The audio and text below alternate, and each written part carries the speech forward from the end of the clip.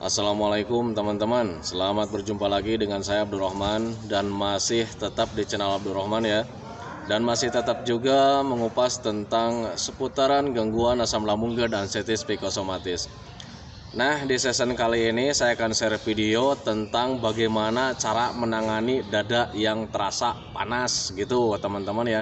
Nah, makanya bagi teman-teman yang sekarang sedang mengalami di bagian dada itu terasa panas gitu teman-teman ya, tonton videonya sampai habis, jangan di skip biar kalian nanti mengerti, biar kalian nanti paham, dan ketika mengerti dan paham kalian bisa menanganinya dengan mudah gitu teman-teman ya. Karena untuk seputaran gangguan asam lambung dan anestesi psikosomatis semuanya adalah sensasi rumahan dan bisa kita tangani secara rumahan dan sangat mudah sekali. Nah itu teman-teman ya, makanya tonton videonya sampai habis, jangan di skip. Nah kemudian bagi teman-teman yang baru bergabung, seperti biasa ya, kalau seandainya kalian mau bertanya tentang seputaran gangguan asam lambung dan anestesi psikosomatis, alangkah baiknya kalian tonton dulu video-video saya sebelumnya.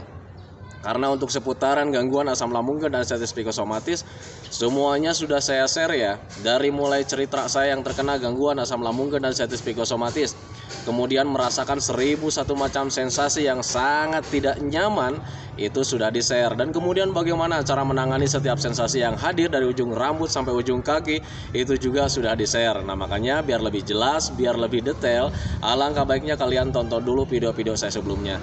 Nah itu teman-teman ya. Dan kemudian bagi teman-teman yang baru bergabung juga, kalau seandainya kalian belum subscribe channelnya, mohon videonya itu di subscribe dulu ya.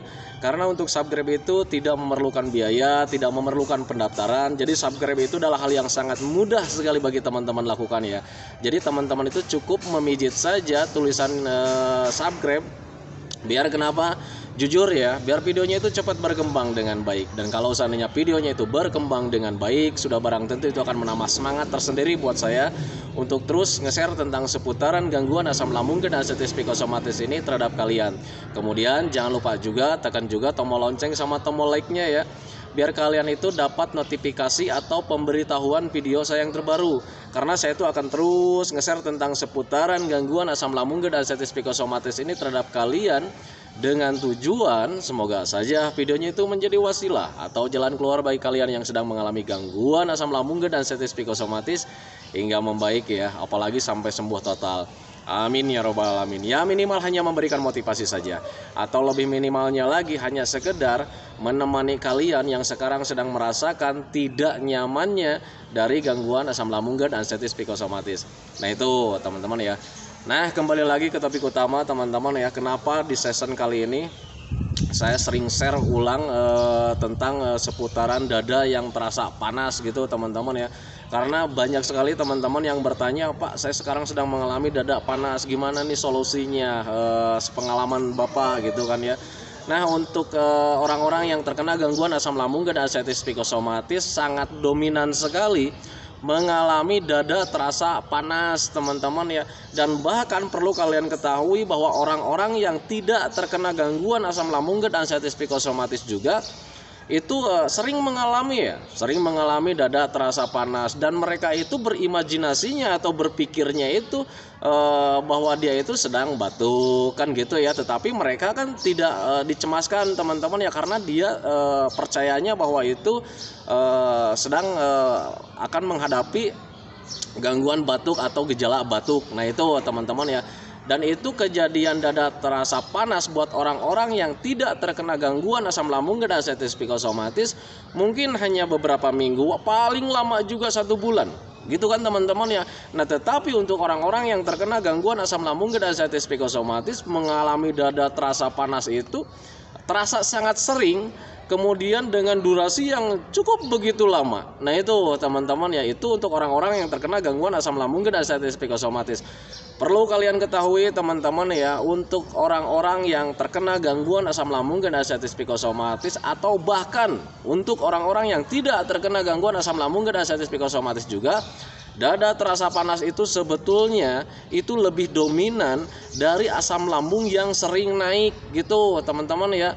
Nah kenapa sih asam lambung yang sering naik ke area tenggorokan itu membuat panas dada gitu teman-teman ya.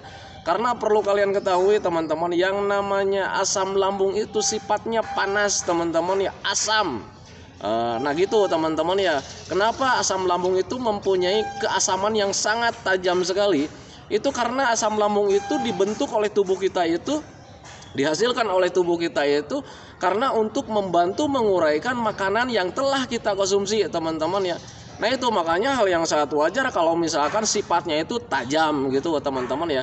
Dan yang bisa menahan keasamannya asam lambung itu hanya lambungnya saja gitu teman-teman. Nah ketika asam lambung itu keluar dari lambungnya, itu pasti akan mengganggu teman-teman ya, dengan tanda-tanda dada terasa panas. Padahal bukan dada yang terasa panas itu teman-teman, itu tenggorokan yang sudah dilewati oleh asam lambung yang ketika sedang naik. Nah itu teman-teman ya. Dan kebetulan tenggorokan itu adanya di area dada, sehingga dada itu terasa panas teman-teman ya. Nah itu. Nah untuk pemicu asam lambung sering naik atau dada terasa panas itu banyak sekali ya ragamnya ya. Kalau misalkan orang yang suka merokok itu pasti akan lebih cepat teman-teman yang mengalami dada terasa panas gitu teman-teman ya, karena sifat rokok ya, kalau kita isep itu panas lah gitu teman-teman. Mungkin kalau misalnya kita belum menyadarinya, wah rokok itu panasnya kayak gimana sih, kok nggak panas, kan ini cuma asap. Nah tetapi hawa asapnya itu yang membuat kita panas teman-teman ya. Jujur karena saya juga perokok teman-teman ya. Jadi ketika dulu sebelum terkena gangguan asam lambung dan diabetes psikosomatis, ketika merokoknya tidak terkontrol, itu sering merokok terus-terusan teman-teman ya, itu membuat dada itu terasa panas. Dulu sebelum terkena gangguan asam lambung ya, itu dada terasa panas. Nah dulu berpikirnya seperti itu ya. Jadi kalau dada panas, wah ini terlalu banyak merokok nih. Nah akhirnya itu dada terasa panas atau tenggorokannya terasa panas. Itu yang ke satu. Yang keduanya karena asam lambung sering naik itu dada juga terasa panas karena tenggorokan itu tidak kuat ya. Tidak diproduk atau misalkan tidak difasilitasi untuk menahan keasamannya asam lambung teman-teman ya. Nah itu, nah makanya pahami saja ke sana. Jadi ketika asam lambung sering naik ke bagian dada, itu dada terasa panas gitu teman-teman, karena sifat asam lambung itu ya panas, kemudian mempunyai keasaman yang sangat tajam dengan tujuan atau biar berfungsinya itu untuk membantu mencerna makanan gitu teman-teman, mengurai makanan yang telah kita konsumsi. Nah itu teman-teman. Nah sekarang pertanyaannya dirubah ya, apakah asam lambung yang sering naik itu berbahaya?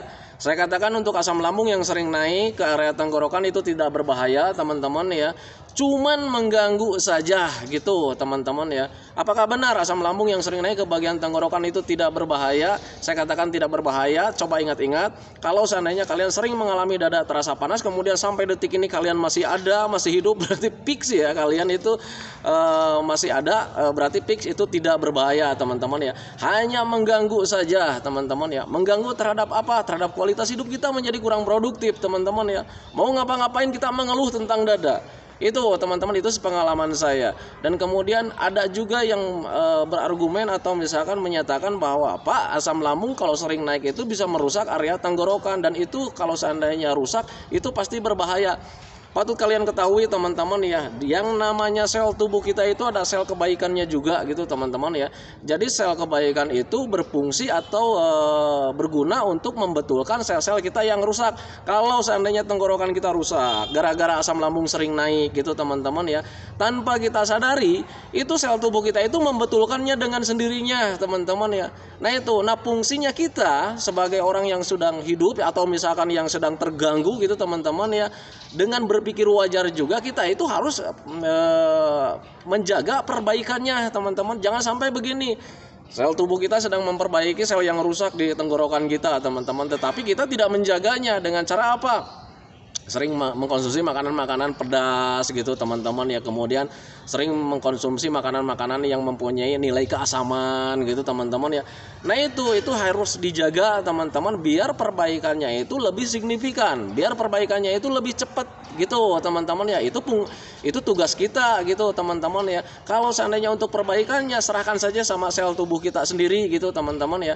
Nah kemudian pertanyaannya diganti juga gitu teman-teman ya, Nah sekarang Pak, sel tubuh kita itu membetulkannya gimana, kan kitanya sedang sakit. Tenang teman-teman ya, sel tubuh, sel kebaikan kita itu bisa dihasilkan sendiri oleh tubuh kita sendiri gitu teman-teman ya.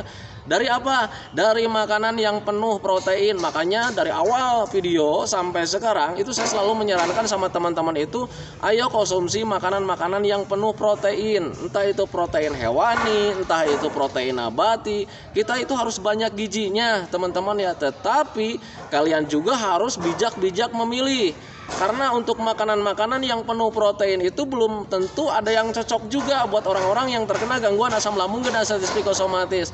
Kenapa banyak yang tidak cocok? Karena dalam makanan yang penuh protein itu juga ada makanan-makanan yang bisa menimbulkan asam lambung kita bertambah lagi. Nah itu teman-teman ya, biasanya di apa? Di makanan yang berlemak. Kemudian di makanan yang susah dicerna. Kalau misalkan makanan yang penuh lemak gitu teman-teman ya, secara otomatis asam lambung kita itu bertambah lagi. Nah itu teman-teman. Kemudian kalau misalkan di makanan yang alot itu asam lambung kita itu akan bertambah gitu teman-teman. Produksinya akan ditambah lagi. Wajar sih sebetulnya ya, karena untuk membantu mempercepat menguraikan makanan. Nah itu teman-teman, makanya pahami saja ke sana. Jadi untuk orang-orang yang terkena gangguan asam lambung dan artritis psikosomatis itu lebih disarankan untuk mengkonsumsi makanan-makanan yang penuh protein. Nah itu teman-teman ya. Nah kemudian pertanyaannya diganti lagi, Pak, kalau seandainya itu memang dari asam lambung yang sering naik, kemudian dada terasa panas, memang tidak nyaman. Nah sekarang solusi yang alaminya seperti apa gitu ya? Sering minum saja teman-teman ya. Mari berpikir logika. Kalau seandainya itu tenggorokannya terasa panas karena memang asam lambungnya sering naik, minimal kita sering basuh saja. Nah dibasuhnya seperti apa? Dengan sering minum air hangat aja pelan-pelan teman-teman ya. Jadi ketika asam lambung naik, kita minum pelan-pelan sedikit-sedikit aja gitu teman-teman ya, minum. Akhirnya asam lambungnya terbasuh lagi, dan itu tidak akan berdiam diri ya, asam lambungnya itu sisanya itu tidak akan berdiam diri di tenggorokan gitu teman-teman. Jadi sering terbasuh, dan itu akan membantu juga membasuh ya. Jadi asam lambungnya itu tidak sempat merusak bagian tenggorokan karena sudah sering terbasuh. Nah itu teman-teman ya. Dan kemudian untuk sering minum itu fungsinya untuk membantu juga ikut menetralkan asam lambungnya teman-teman ya. Jadi kalau seandainya ada orang yang asam lambungnya itu bertambah keasamannya, itu bisa dinetralkan dengan minum air hangat pelan-pelan gitu teman-teman ya. Bayangkan saja, mari berpikir secara logika saja.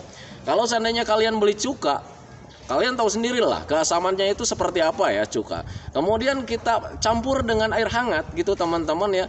Itu nilai keasamannya itu akan berkurang teman-teman ya, karena sudah tercampur dengan air mineral teman-teman ya.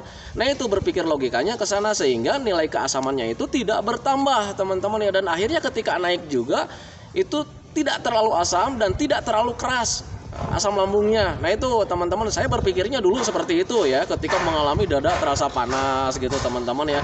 Dan ketika saya jalankan seperti itu, alhamdulillah ya, itu cocok buat saya. Nah itu teman-teman, makanya ketika ada dada terasa panas, itu saya tanganinya seperti itu.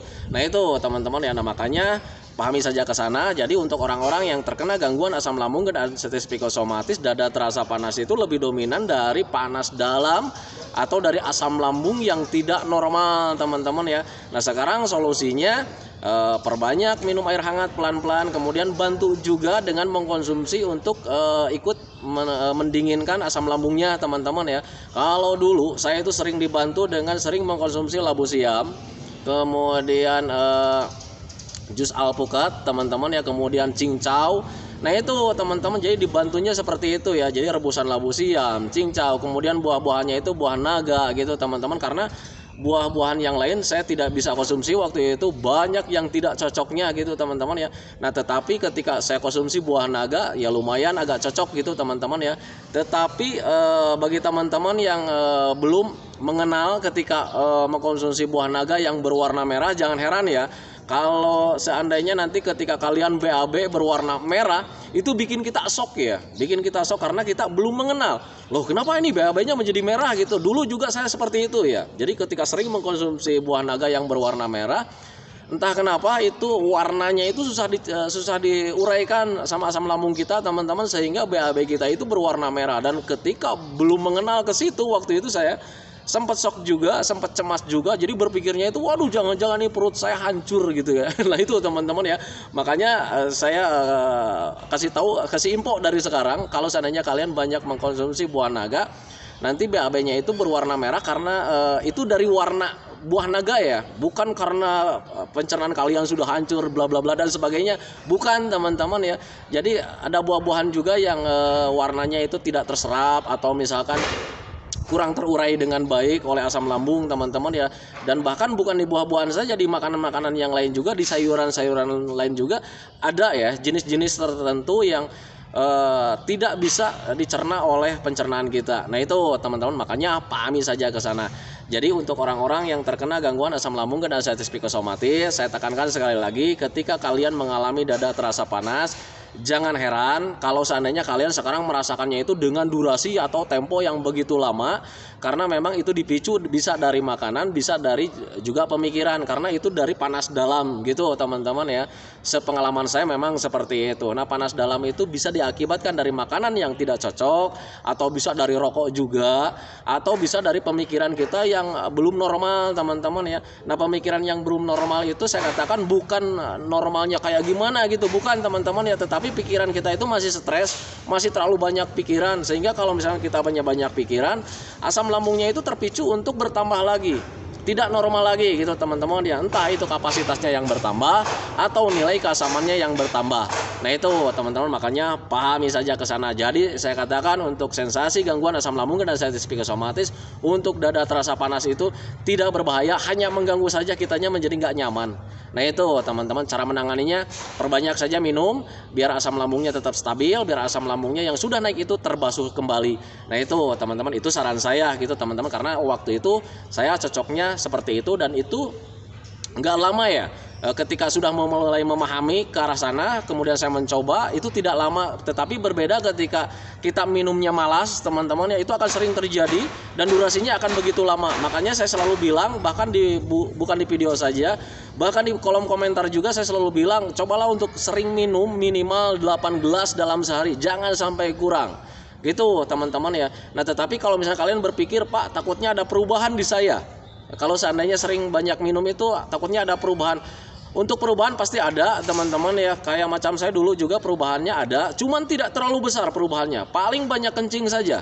Nah itu teman-teman, dan untuk banyak kencing itu menurut saya sangat bagus sekali, karena untuk membantu mendetok racun-racun yang ada dalam tubuh kita teman-teman. Makanya untuk minum itu kalian nggak usah takut terlalu banyak ya, banyak aja. Saya selalu menganjurkan di video itu, bahkan di kolom komentar itu 8 gelas dalam sehari. Pada pelaksanaannya saya itu jauh lebih banyak daripada itu gitu teman-teman. Saya itu bisa nyampe 15 gelas, kemudian sampai 17 gelas, dan itu dengan gelas yang sangat besar teman-teman ya dulu gitu teman-teman ya.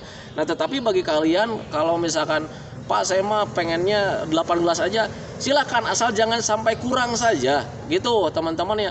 Coba kalian rasakan perbedaannya ketika kalian minumnya kurang dari 8 gelas, dan kemudian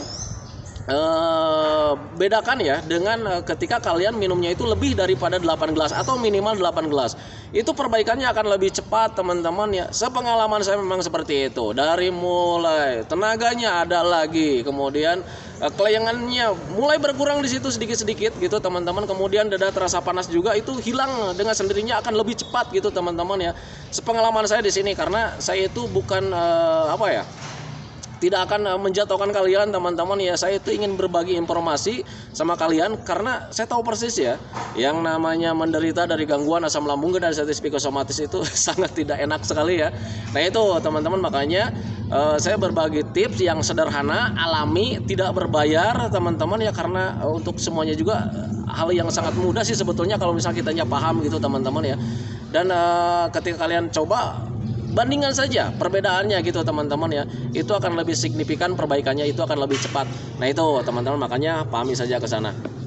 Nah itu teman-teman ya, karena sekarang sudah waktunya istirahat pulang, jadi videonya saya tidak akan panjang lebar.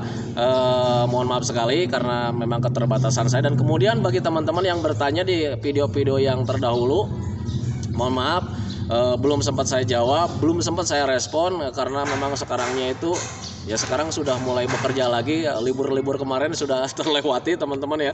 Nah itu jadi mohon maaf sekali, jarang ada yang terbalas, jarang ada yang direspon gitu teman-teman ya. Cuman tetap saya akan usahakan kalau seandainya ada waktu luang saya akan tetap jawab gitu teman-teman ya, minimal di like lah gitu, sudah dibaca di like gitu teman-teman ya, karena untuk menjawab kolom komentar itu sangat banyak sekali teman-teman ya. Mohon maaf atas keterbatasan saya. Jadi di kolom komentar itu dari satu video itu bisa ratusan yang bertanya, kemudian ditambah lagi video saya itu udah ratusan. Bayangkan seperti itu teman-teman ya. Jadi mohon maaf sekali kalau seandainya ada teman-teman yang belum terjawab, belum terespon, maaf sekali atas keterbatasan saya. Nah itu teman-teman ya. Nah itu teman-teman video dari saya, semoga saja videonya itu menjadi wasilah buat kalian, semoga saja videonya itu menjadi pencerahan buat kalian. Ya minimal hanya memberikan sebagai teman lah, sebagai teman kalian saat sekarang sedang merasakan tidak nyamannya dari gangguan asam lambung dan anxiety psikosomatis. Tetapi kalian harus yakin dan percaya bahwa gangguan asam lambung dan anxiety psikosomatis itu bakalan terlewati ya teman-teman ya, bakalan sembuh. Kalian bakalan sembuh total teman-teman, gak usah khawatir, jangan terlalu banyak mikir lah. Yang penting mari berpikir logika saja. Kalau seandainya ada sensasi, oh ini penyebabnya ini gitu kan ya. Nah itu, dan semua penyebabnya juga penyebab rumahan teman-teman ya, kita bisa tangani dengan sendirinya gitu teman-teman, dengan sangat mudah. Kemudian kita itu harus bersabar menjalaninya, karena ketika kalian mendapatkan sensasi dari gangguan asam lambung dan anxiety psikosomatis, durasinya mungkin agak lama karena kita itu dipicunya dari pemikiran juga gitu ya. Kalau seandainya pemikirannya kacau, itu perbaikannya itu akan terasa lama. Nah itu teman-teman, makanya saya selalu bilang, ayo lakukan hobi-hobi dari mulai sekarang, ayo lakukan aktivitas yang menyenangkan dari mulai sekarang, karena hobi-hobi dan aktivitas yang menyenangkan itu yang bisa mengalihkan waktu, kemudian bisa mempercepat pemulihan juga gitu teman-teman ya. Minimal itu pemikiran tidak terlalu jauh ke dalam sensasi atau penyakit. Nah itu teman-teman ya. Nah itu teman-teman video dari saya. Kemudian seperti biasa saya selalu mendoakan sama teman-teman ya, sebelum videonya diakhiri, saya selalu mendoakan sama teman-teman itu, semoga saja teman-teman itu cepat sehat lagi, cepat sembuh lagi, cepat kembali lagi keadaan kalian yang dulu, baik emosinya, moodnya, semangatnya, tertawanya, kebahagiaannya, pokoknya kehidupan kalian yang berwarna yang dulu itu semoga saja cepat kembali lagi, karena memang saya yakin 100% bahwa keadaan kalian yang dulu itu sangat dirindukan sekali. Nah itu teman-teman ya. Kemudian doakan saya juga teman-teman ya, agar saya itu tetap sehat, tetap kuat, tetap ceria, agar masih bisa tetap menemani kalian. Nah itu teman-teman ya. Santikan videonya teman-teman ya. Assalamualaikum warahmatullahi wabarakatuh.